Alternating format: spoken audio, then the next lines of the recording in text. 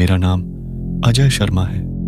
यह बात उस समय की है जब मैं बीबीए फर्स्ट ईयर में था। उस समय मैं मेरे कॉलेज के पास ही के एक हॉस्टल में रह रहा था।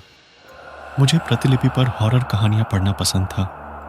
मैं रोज कोई ना कोई हॉरर स्टोरी पढ़ता ही था, तभी मुझे नींद आती थी। ऐसे ही एक दिन मैं रात को प्रतिलिपि पर एक चुड़ैल की हॉरर स्टोरी पढ़ रहा था। कहानी पढ़ते पढ़ते मुझे कब नींद आ गई और रात के तकरीबन 2 बजे मेरी नींद खुली। मैंने अपने कमरे की खिड़की खोली और बाहर का नज़ारा देखने लगा। आज बाहर काफ़ी तेज़ हवा चल रही थी।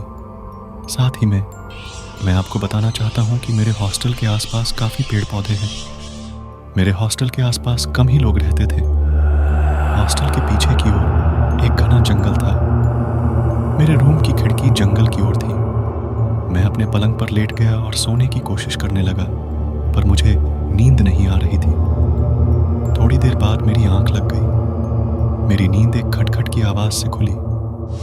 उस समय मैं अपनी खिड़की पर पर्दा लगाना भूल गया था। बाहर एक हाथ दिख रहा था जो लगातार मेरी खिड़की के शीशे पर नॉक कर रहा था। यह देखकर तो मेरी हालत ही खराब हो गई, क्योंकि मेरा रूम तीसरे फ्लोर पर था। मैंने देखा कि बाहर जो कोई भी था, अब वो तेजी से खिड़की खटखटा रहा था। धीरे धीरे वो 2 हाथों से खिड़की को खटखटाने लगा। धीरे धीरे वो मेरे सामने आने लगा। मेरी तो डर से हालत ही खराब हो गई थी। मेरे मुंह से ना तो आवाज निकल रही थी और न ही मैं हिल पा रहा था। मैंने देखा कि एक झुर्रीदार चेहरे वाली औरत मेरी खिड़की के कांच से चिपकी है और लगातार मुझे ही देखे जा रही है। वो औरत मेरी खिड़की को खोलना चाहती थी, पर खिड़की अंदर से बंद थी। अब वो औरत खिड़की को जोर जोर से पीटने लगी और काफी गुस्से से मुझे देखने लगी। मैं समझ गया कि आज ये मुझे नहीं छोड़ेगी। फिर वो औरत शांत हो गई और मुझे इशारों ही इशारों में इस खिड़की को खोलने के लिए कहने लगी। पर मेरी हालत तो ऐसी थी कि मानो मुझे काटो तो खून नहीं। एकदम वो औरत वहां से कहीं गायब हो गई। मेरा दिल अभी भी तेजी से धड़क रहा था।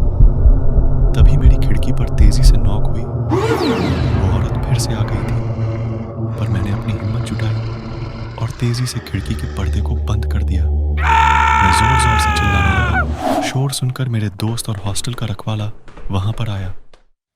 सभी मेरी हालत देखकर हैरान थे कि आखिर इसे क्या हो गया है। मैंने सबको उस औरत की बात बताई।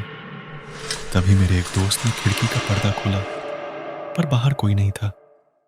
सभी को लगा कि मैंने कोई सपना देखा है, पर हकीकत कुछ और थी। मेरा चौकीदार रात को मेरे साथ ही सोया था, क्योंकि अब अकेले में मैं सो नहीं सकता था।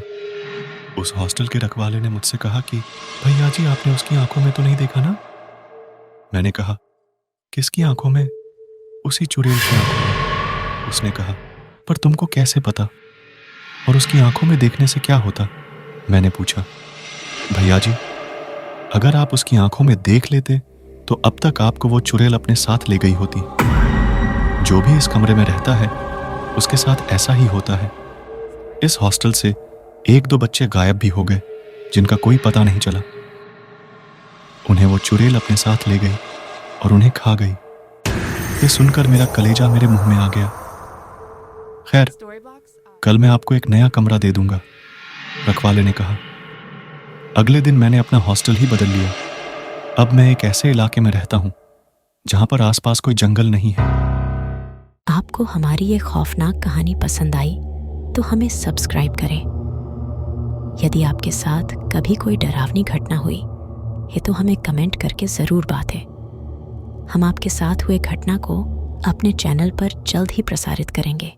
धन्यवाद।